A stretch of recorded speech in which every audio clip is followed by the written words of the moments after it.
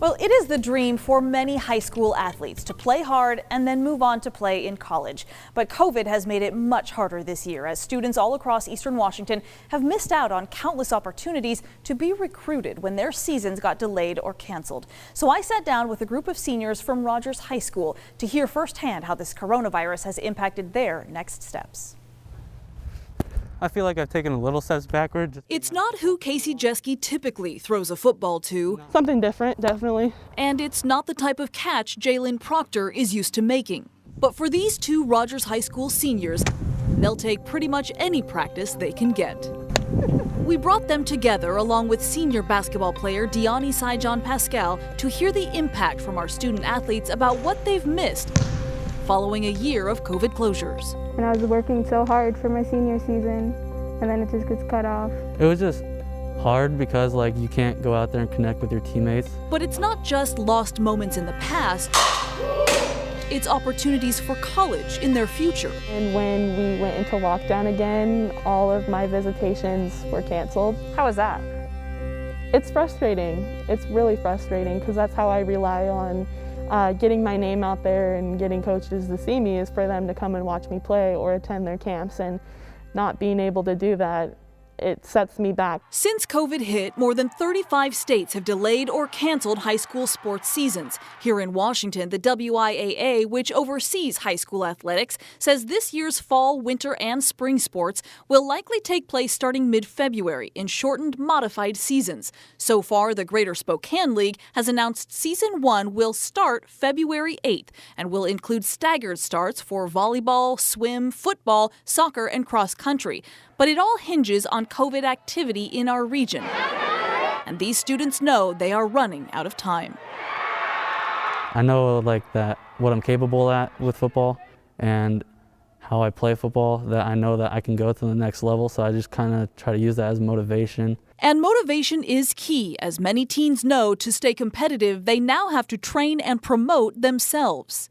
I could post anything on Twitter. I could post happy birthday to my wife, and there would be links to highlight film underneath. I mean, it's nuts, and I don't really blame them either. Eastern Washington University recruiting coordinator Mark Anderson sees it almost daily. Has there been more pressure on student athletes to stay in shape on their own, do drills on their own, do a lot of stuff on their own, since they couldn't necessarily be coached and on a team telling them what to do to be ready?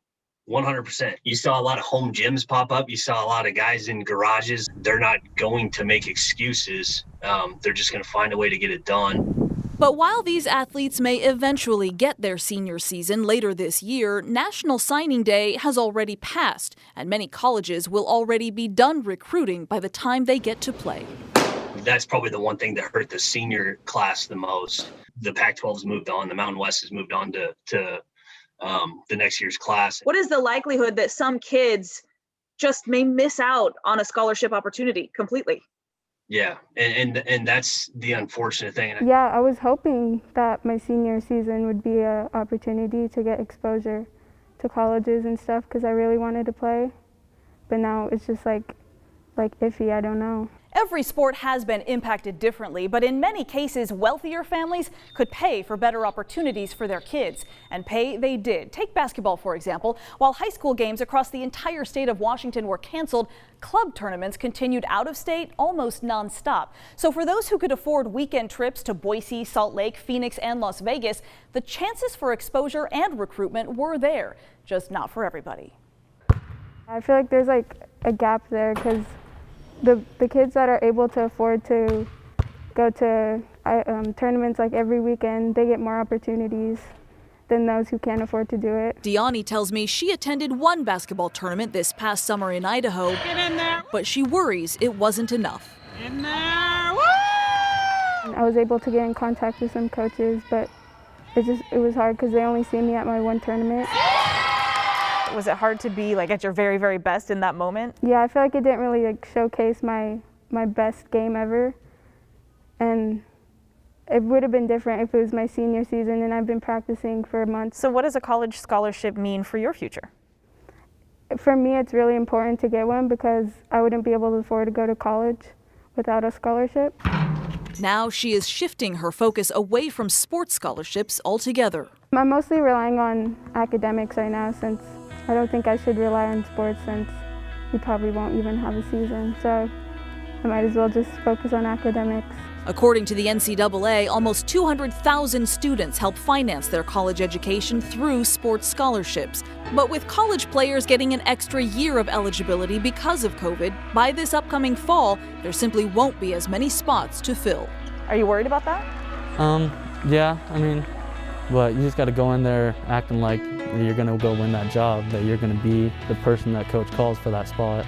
And you just have to keep working for that, even if no matter how many guys are ahead of you. I'm sitting here now in my senior year, scratching to find a team to play for. Here we go. So as sports slowly start back up here in Eastern Washington, these athletes will be there, eager for the chance to play for their future. It's my home away from home. And just going out there and competing with my teammates. That's really it. Just having one last year to go out there and give it my all. Now, I am very happy to report that Jalen Proctor actually got a letter of intent from Columbia Basin. She just signed that last week. The other two students from Rogers there are still working to earn their scholarship. Despite all the obstacles, though, there are a number of organizations out there trying to help kids stay on the right track through sports. And coming up tonight at 11, we're going to hear from one man who has helped hundreds of kids over the last decade.